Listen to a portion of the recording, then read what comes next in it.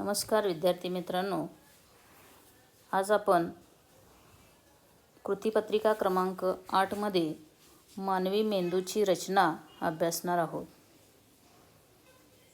तर मानवी मेंदू ज्याला आपण मानवी चेतासंस्था असं म्हणतो, तर मानवी चेतासंस्था ही 3 भागामध्ये विभागलेली आपल्याला पाहायला मिळते। ती म्हणजे मध्यवर्ती चेतासंस्था,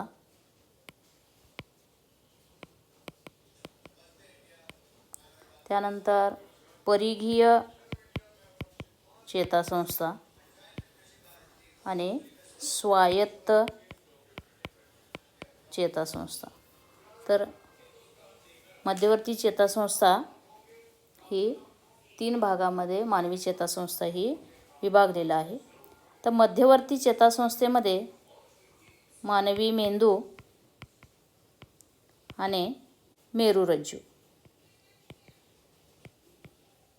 यांचा समावेश झालेला आपल्याला पाहायला मिळतो। तर आज आपण मध्यवर्ती चेतासंस्था ही डिटेलमध्ये अभ्यासणार आहोत।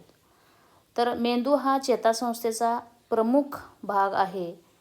तर हा मेंदू जो नाजूक अवयव असल्यामुळं आपल्या डोक्यामध्ये मेंदूच्या भोवती जे संरक्षणात्मक कवच आहे, ज्याला आपण कवटी असं म्हणतो, हे संरक्षणात्मक आवरण जे आहे त्याला आपण नेहमीच्या भाषेमध्ये कवटी म्हणतो किंवा शास्त्रीय भाषेमध्ये त्याला करपर असं म्हणतात। तर हा मेंदू जो आहे त्याच्या संरक्षणासाठी आपल्या मानवी मेंदूभोवती हे आवरण असलेलं आपल्याला पाहायला मिळतं। त्याचबरोबर मेंदूचा जो खोडसदृश्य भाग आहे, ज्याला आपण मेरुरज्जू म्हणतो, जो आपल्या पाठीच्या कण्यामधून जातो, तर तो सुद्धा मेंदूचाच अवयव असल्यामुळं त्याचं सुद्धा संरक्षण होणं गरजेचं आहे। आणि या मेरुरज्जूच्या संरक्षणासाठी आपल्या पाठीच्या कण्यामधून जाणारा जो कशेरू स्तंभ आहे, त्या कशेरू स्तंभाचं संरक्षण ह्या मेरुरज्जूला असलेलं आपल्याला पाहायला मिळतं। तर अशा पद्धतीनं आपण मानवी मेंदूचं संरक्षण कसं केलं जातं हे थोडक्यात समजून घेण्याचा प्रयत्न केला। तर आणखी काही आघातामुळं मानवी मेंदूला इजा होण्याची शक्यता असते आणि त्यामुळं या प्रमस्तिष्क मेरुद्रव नावाचा, ज्याला आपण सेरेब्रोस्पायनल फ्लुइड असं म्हणतो, हा द्रव हा आपल्या मेंदूभोवती असलेला पाहायला मिळतो। तर हा जो मेरुद्रव आहे, मेरुद्रव, तर या मेरुद्रवाचं कार्य काय, आत्ताच तुम्हाला मी सांगितलं की मेरुद्रव हे आघातापासून संरक्षण करतं।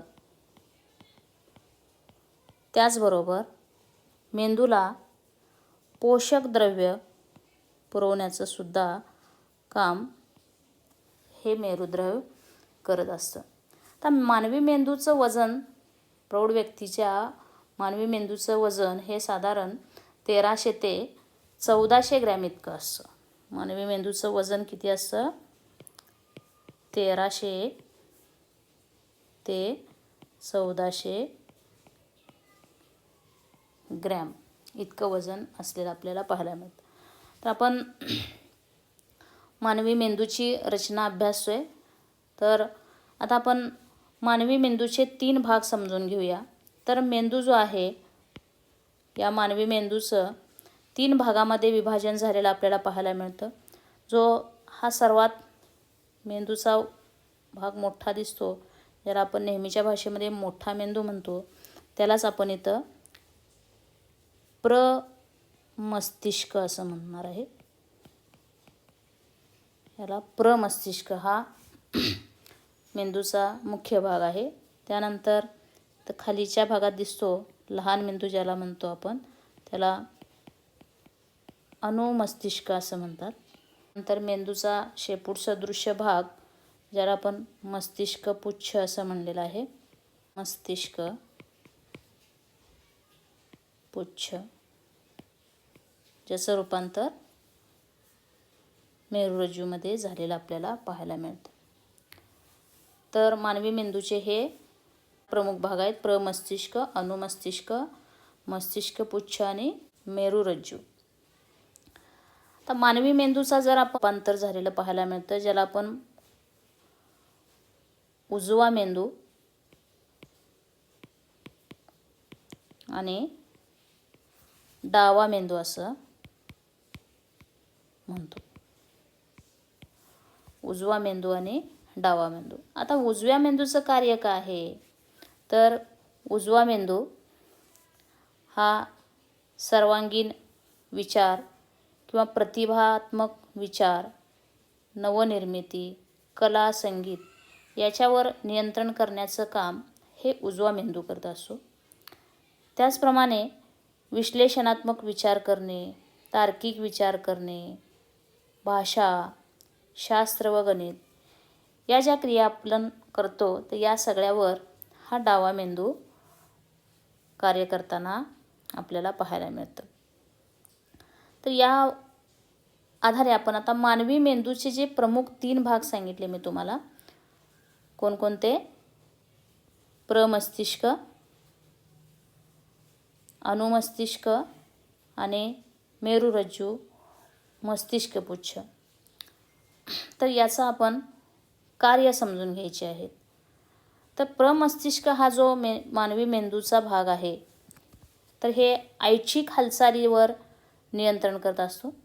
ऐच्छिक हालचालीचं नियंत्रण करणे, त्याचप्रमाणे मनाची एकाग्रता, एखाद्या गोष्टीचं नियोजन करणे किंवा निर्णय घेण्याची क्षमता, स्मरणशक्ती, बुद्धिमत्ता किंवा बुद्धिविषयक ज्या ज्या क्रिया होतात त्या सर्वांचं नियंत्रण हे प्रमस्तिष्क करत असतो.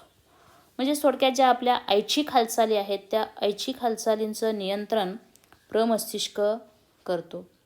त्यानंतर जो लहान मेंदू किंवा छोटा मेंदू आपण म्हणला, छोटा मेंदू ज्याला आपण अनुमस्तिष्क असं म्हणलेलं आहे, अनुमस्तिष्क. हा अनुमस्तिष्क याचं कार्य काय आहे? तर अनुमस्तिष्क हा ऐच्छिक हालचालीवर नियंत्रण करण्याचं काम प्रमस्तिष्क करतो, पण ऐच्छिक हालचालीमध्ये सुसूत्रता आणण्याचं काम हा अनुमस्तिष्क करत असतो. उदाहरणार्थ, आपल्याला चालताना पायाची गरज असते, पण चालताना आपले हातसुद्धा हलत असतात. म्हणजे हाताच्या आणि पायाच्या हालचालीमध्ये सुसूत्रता आणून चालण्याची क्रिया सुरळीत होते. यासारख्या गोष्टी ज्या याच्यावर नियंत्रण करण्याचं काम अनुमस्तिष्क करत असतो. त्याचबरोबर आपल्या शरीराचा तोल सांभाळण्याचं अतिशय महत्त्वाचं काम हा अनुमस्तिष्क करत असतो. आपल्या शरीराचा तोल सांभाळण्याचं अतिशय महत्त्वाचं काम हा अनुमस्तिष्क करतो. त्यानंतर आपल्या शरीरामध्ये अनैच्छिक क्रियासुद्धा होत असतात, म्हणजे ज्या क्रियांच्यावर आपण नियंत्रण करू शकत नाही. एखाद्या वेळी आपण दमलो, थकलो, श्वास घ्यायला त्रास होतोय, अडथळा येतोय म्हणून आपण विश्रांती घेऊया असं म्हणून चालणार नाही. किंवा हृदयाचे ठोके, आपल्या शरीरामधून रक्तप्रवाह सुरळीत होत असतो. शिंक आली तर आपण शिंक रोखू शकत नाही, त्याच्यावर आपण नियंत्रण करू शकत नाही. शिंकणे, खोकणे, एखादा पदार्थाचा वास जरी आला तरी लगेच तोंडात लाळ निर्मिती होत असते. म्हणजे या पद्धतीनं या ज्या अनैच्छिक क्रिया आहेत या सगळ्या अनैच्छिक क्रियांवर हा मस्तिष्क पुच्छ हे नियंत्रण करताना आपल्याला पाहायला मिळतं. तर अशा पद्धतीनं हृदयाचे ठोके असेल, रक्तप्रवाह, श्वासोच्छवास, शिंकणे, खोकणे किंवा लाळ निर्मिती यासारख्या सर्व अनैच्छिक क्रियांच्यावर मस्तिष्क पुच्छ हे नियंत्रण करत असतं.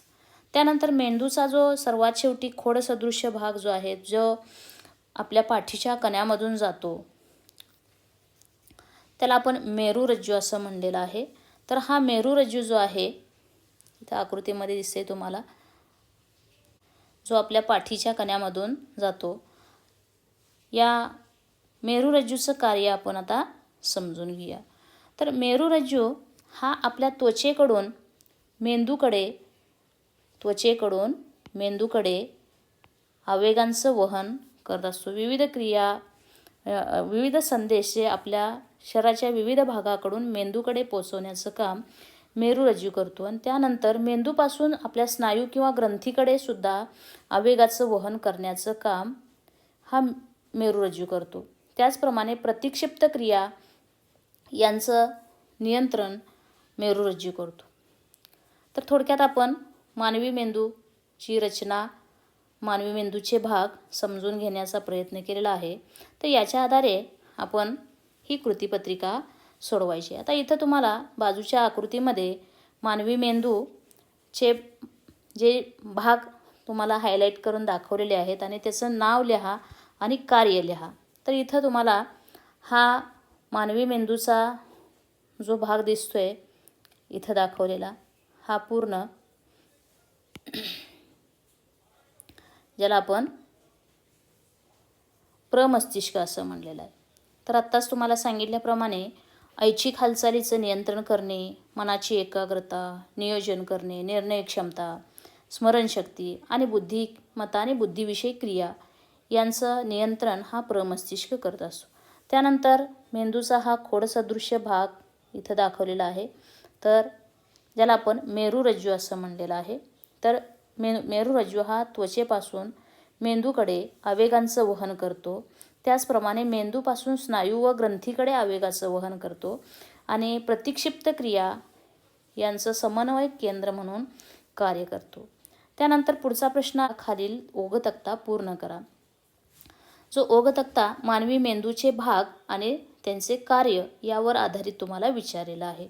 तर इथं जागेची थोडीशी कमतरता दाखवलेली आहे, पण तुम्ही वहीमध्ये लिहिताना ते डिटेलमध्ये लिहायचं आहे. तर मानवी मेंदूचे 4 भाग आहेत: प्रमस्तिष्क, त्यानंतर अनुमस्तिष्क, मस्तिष्कपुच्छ आणि मेरुरज्जू.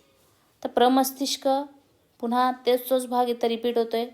प्रमस्तिष्क मनाची एकाग्रता, नियोजन, स्मरणशक्ती, निर्णय क्षमता, बुद्धिमत्ता व बुद्धिविषयक विविध क्रिया यांचं नियंत्रण. अनुमस्तिष्क ऐच्छिक हालचालीचं नियंत्रण करणे आणि शरीराचा तोल सांभाळणे. मस्तिष्कपुच्छ याचं कार्य आहे ज्या अनैच्छिक क्रिया आहेत, रक्तप्रवाह, हृदयाचे ठोके, शिंकणे, खोकणे, श्वासोच्छवास याच्यावर नियंत्रण करणे. आणि मेरुरज्जू जो आवेगांचं वहन मग त्वचेपासून शरीराच्या भागाकडे आणि शरीराच्या भागाकडून मेंदूकडे या पद्धतीनं आणि प्रतिक्षिप्त क्रिया यांचं नियोजन करत असतं. त्यानंतर पुढचा प्रश्न दिलेला आहे. इथं काही क्रिया उदाहरणासह तुम्हाला दिलेल्या आहेत आणि इथं या क्रिया करत असताना आपला डावा मेंदू कार्य करतो की उजवा मेंदू हे तुम्हाला विचारलेलं आहे. पहिलं उदाहरण आहे, सानिया पाढे पाठांतर करीत आहे. आता पाढे पाठांतर करणे म्हणजे गणित विषयक क्रिया आल्या. तर इथं तुम्हाला या आकृतीमध्ये इथं दिलेलं आहे की शास्त्र व गणित म्हणजेच हे काम आहे डाव्या मेंदूचं. म्हणून इथं लिहिताना उत्तर तुम्ही लिहिणार आहे सानिया पाढे पाठ करीत आहे म्हणजे तिचा डावा मेंदू कार्य करतो. त्यानंतर अद्वैत पियानो वाजवण्याचा आनंद घेत आहे. आता पियानो म्हणजे कला विषयक क्रिया आली. म्हणजे या आकृतीमध्ये तुमच्या लक्षात येते की इथं कला व संगीत हे आपल्या उजवा मेंदू कार्य करत असतो आणि म्हणून या ठिकाणी आपण उजवा मेंदू या ठिकाणी टिकमार्क करणार आहे. त्यानंतर जोहान आपल्या बागेत बसून कविता रचत आहे.